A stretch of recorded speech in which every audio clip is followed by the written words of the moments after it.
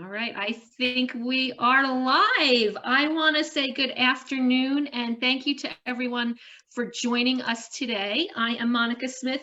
I am the Chief Development and Communications Officer for the Partnership for Maternal and Child Health of Northern New Jersey. And today we're going to talk about vaccines, especially during pregnancy. Joining me today are Cerise Murata, Chief Operating Officer for Families Fighting Flu, Ruth Malero, nurse home visitor from our Nurse Family Partnership Program, and Daria McClam, program coordinator for the partnership who oversees our Power to Protect NJ flu awareness campaign. Well, thank you, ladies, for joining me today. I think we're going to have some fun. Thanks for having us. So we're here today to talk about maternal immunizations and our new awareness campaign with Families Fighting Flu called 2 Protects 2. So basically, 2 vaccines protect you and your baby, 2 people. The whooping cough and flu vaccines are vital during pregnancy, and we're going to talk about that today. And through this awareness campaign, we have a website, we have educational materials for physicians' offices, for women who are expecting babies, for the general public, for nonprofit organizations, hospitals, and clinics. So we are excited to launch this program. And Cerise, I'm going to get started with you. Welcome today. So tell us a little bit about Families Fighting Flu and the work you do to raise awareness. Sure. So Families Fighting Flu is a national nonprofit organization made up of families like mine who have been personally affected by flu, as well as healthcare professionals and advocates who are passionate and committed to raising awareness about the seriousness of flu and the importance of flu prevention. And since 2004, here at Families Fighting Flu, we've worked to educate others about the seriousness of flu and the importance of annual flu vaccination for everyone 6 months and older, including pregnant women. Wow, what an amazing mission. This is the first time we've partnered together on a major project. So, why is this particular project, 2 Protects 2, so important to you? Well, we know how devastating flu and whooping cough, pertussis, can be for infants and mothers. So we wanted to really work together to educate people about, what they can do. How can we empower patients and healthcare professionals to help reduce hospitalizations and deaths for moms and babies associated with both flu and whooping cough? Well, that's terrific. I'm so excited about this campaign and, really having this conversation today. So Ruth, you're a nurse with our Nurse Family Partnership Program, which is just one of our amazing programs here that really support women who are expecting children, their families, and they really help families thrive. So, tell us a little bit about your program and how you work with pregnant women. Absolutely, sure. And the Nurse Family Partnership Program is an amazing program that pairs a first-time mom with a nurse. So these first-time moms, they have a lot of questions. They're unsure possibly about, what they should be doing in pregnancy and what they should be doing for their child. So we're there to empower pregnant women to have a healthy pregnancy, to work with them to promote the growth and development of their child. And we start in pregnancy and we are with them until their child is 2 years old. So we spend a good amount of time with them. Wow, I'm sure you start to become like a member of the family. Yes, in a way, yes. I mean, they send me pictures all the time. I have baby pictures galore and I love it. Wow. And Daria, how about you? You are overseeing a huge campaign for the partnership. It's the Power to Protect NJ Flu Awareness Campaign. And hopefully people have seen our billboards. There, you see our banner on our Facebook page, but talk a little bit about that campaign, though not specifically for pregnant women. It really is an important awareness campaign. Yes, it certainly is. So the Power to Protect New Jersey campaign, it's a statewide campaign, and it's designed to promote flu vaccine uptake within the state of New Jersey. So like you mentioned, the campaign is made up of digital, print, and billboard ads. So hopefully you have seen our billboard ads along the Turnpike and Parkway. And we also have a Power to Protect New Jersey website, which serves as a New Jersey resource for all things flu. So it's a pretty great campaign, and we seek to increase the flu vaccine uptake within the state. Wow, and what I think is so exciting about that campaign to me is that we're also working with a lot of community organizations, really through the Flu Action Group. I think, we have how many organizations now, Daria, that have pledged to promote the flu vaccine this flu season? Yes, that's a great thing that you mentioned. So we do have the New Jersey Flu Action Group. And now this action group has about 143 member organizations. Now these are organizations from all across New Jersey, and they all are committed to sharing the social media shareables and videos that we have on the website. And they also attend monthly meetings where we discuss flu updates and flu clinic events that we want to share with the community. Great. Well, thank you.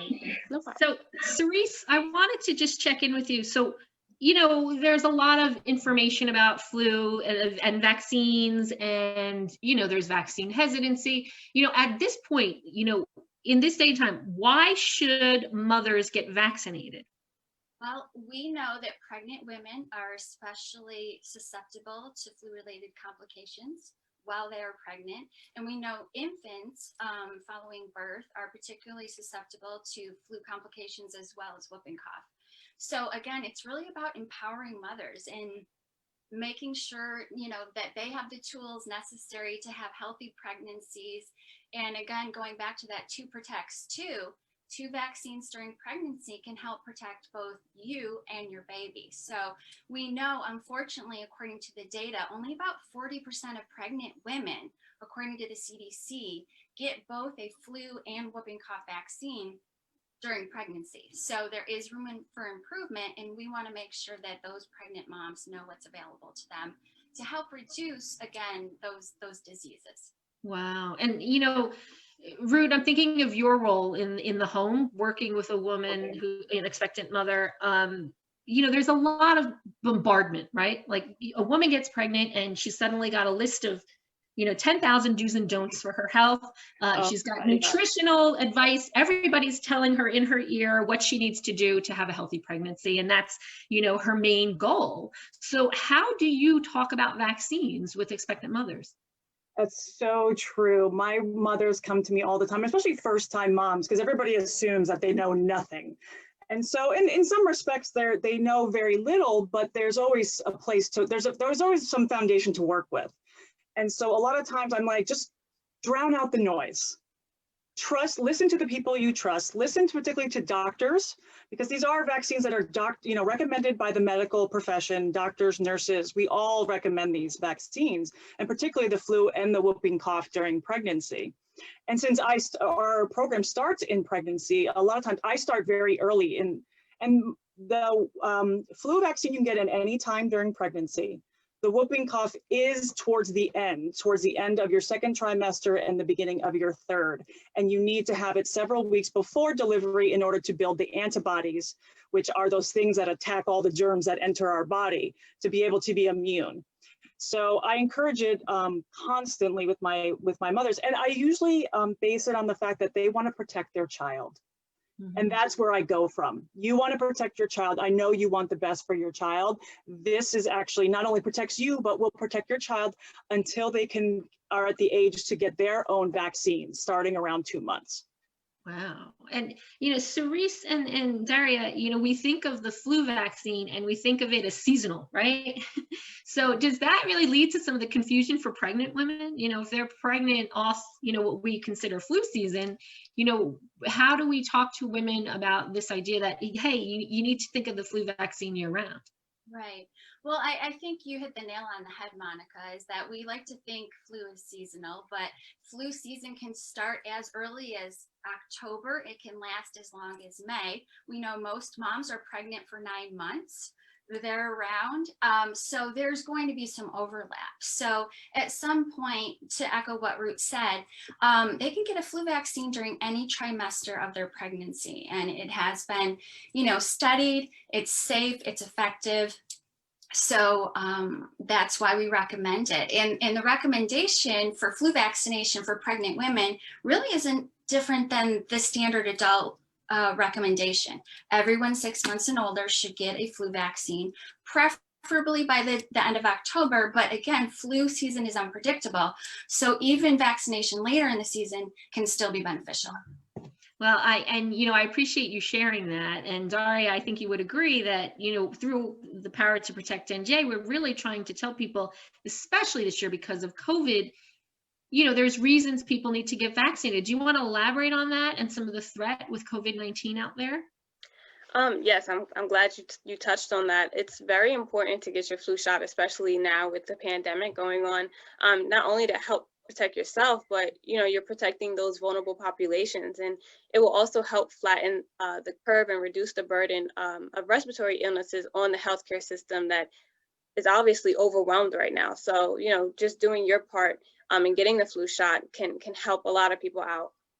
Wow. So Ruth, I Monica, want to can go I back add to something to you. that? Monica, can I add something to that? Oh, sure. Yes.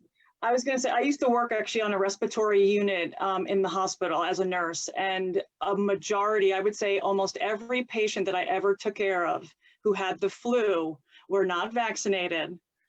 And also, they tend to also have multiple infections at the same time, which is another reason why we're pushing the flu vaccine during the time of COVID, because when you already are sick with one viral or bacterial infection, the likelihood of you getting another one is you're at a higher risk for getting another one.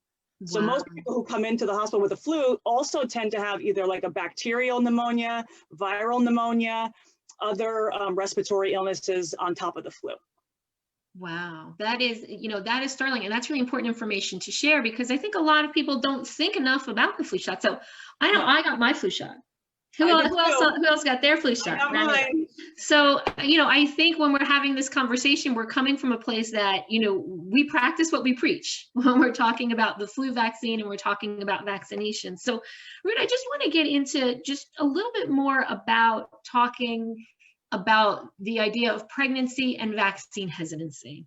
Absolutely. Again, people are hearing mixed messages, and, how does a doctor's recommendation or a recommendation from a professional like yourself as a nurse weigh into, someone's decision to get, any vaccination, but specifically during pregnancy? I think it's not only that, but how much your patients trust you. Like, I build a relationship with my patient, or my clients, I should say, from the time they're pregnant. And so I've spent weekly or bi-weekly visits with them for months. And so after a few months, they begin to trust me because they know I'm in their lives. They share everything with me. And sometimes they share things with me that they wouldn't even share with their own doctor. And I'm like, no, you have to share this with your doctor. I encourage you to share this information. So because I build such a really awesome relationship with my clients, and I have that connection with them, it makes it so much easier for me to talk about things like vaccine hesitancy, the safety of vaccines, the effectiveness, and they believe me. So for example, COVID, I'll tell you, I have one client, I have 26 clients. One so far has told me that they want to get the COVID vaccine. The rest are telling me no. And then I'm like, and they're like, Ruth, what do you want to do? And I was like, I'm getting it. And they're like, why? And I have a chance now to explain why. So my role in seeing a doctor sometimes, I mean, doctors are wonderful as well, but they don't see them as often as they see me. So I think anything that I can tell them goes a long way. Yeah, and I think, I want to really make it very clear to people, and I think this is really why we started this campaign series is, can you talk about the state of vaccines and that they are physician recommended, they are safe? Absolutely. So we have a health system. We have the CDC, which is the Center for Disease Control. We have the Department of Health and Human Services. So they both work together on public health issues. So one of the issues is vaccines. Vaccines are meant to prevent diseases. These are preventable diseases that we can control. And a lot of people ask me, why get a vaccine for the flu, for example? And I was like, the flu itself may not be so bad. Maybe you've never experienced a really bad flu, but some people actually have major complications afterwards. Mm-hmm. For example, we were talking about whooping cough. About the 2 Protect 2 vaccine. So not only just flu, but whooping cough is really life-threatening for babies. And babies do not get their first whooping cough vaccine until they're 2 months old. And children under 6 months are most at risk for severe life-threatening complications from whooping cough. And so that's something that is, I think we forget because we don't see these diseases anymore, and we forget how bad they are. And that's the reason why we have vaccines, is because a lot of them have a lot of complications once you have gone through the initial infection. They can be recurrent infections. There can be long-term damage to organs. And so that's why it's really important that we talk about that. And I think most of my clients don't know that information. Wow. And Cerise, how do you combat some of the misinformation? You know, how do we really talk about the efficacy of vaccines? I think the first thing is, in my mind, personally and professionally, I have to remember, because I'm a parent myself, that vaccination can be a very emotional issue for folks, right? For parents. They're making an emotional decision. I've sat in my pediatrician's office with my child, and I've always been pro-vaccination, but I have questions and concerns, and that's okay. I think, to Ruth's point, is seeking out those conversations with those trusted healthcare professionals, because the information is out there. The data are what they are. We know that vaccines are safe and effective, but we need to make sure that we are creating a comfortable environment for patients to have those conversations. And certainly here at Families Fighting Flu, we have a lot of family stories, unfortunately, of families like mine who have been personally affected by flu. And I think once it happens to you, you go, oh my gosh, I had no idea.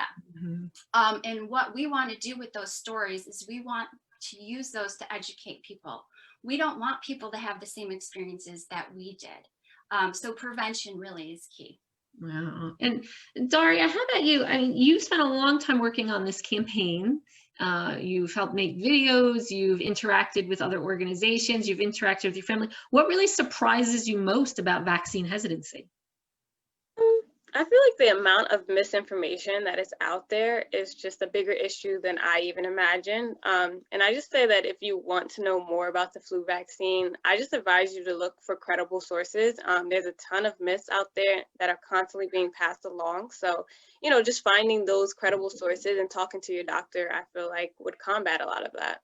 Yes, and I think we've had a great selection of videos from college students to physicians to, you know, childcare professionals who've really lent their voice as well to that campaign. So, you know, I think we've talked a lot about some of the things that we wanted to hit home. You know, I think we just really need to make it clear, both the whooping cough and the flu vaccine are physician recommended. They're safe and they're effective, and you should really speak to your healthcare provider, you know, when getting your prenatal care. So, Cerise, if you could leave the message with you'd leave the audience with one message, what would it be?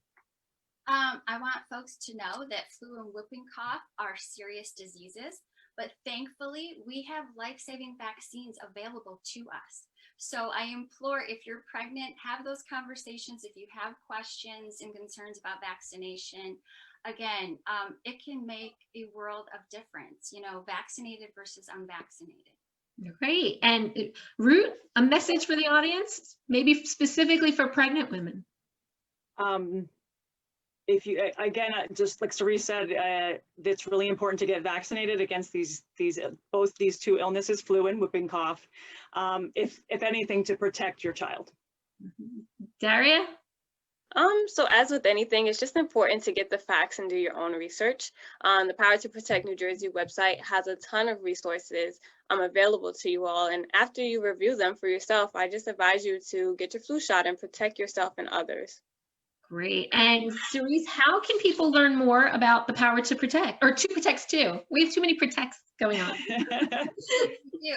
So to find out more about the Two Protects 2 campaign, we have information on our website at familiesfightingflu.org. You can also visit the partnership website, and we have educational resources that you can download and share with your patients, your friends, your family, whomever. We have a poster, bookmarks, postcards. Those are available in both English and Spanish. So I would say take advantage of those educational materials and share them widely. Great. And I would encourage physicians as well. If you work at if you're a physician, you're a nurse, you work in a medical office, please, we have these resources available in print for free for people in northern New Jersey. So with that, I want to thank you all. This was a fun conversation. I hope you enjoyed it as well. All right, Yes. well, we're going to sign Definitely. off. All right, thanks. Thank you. Bye.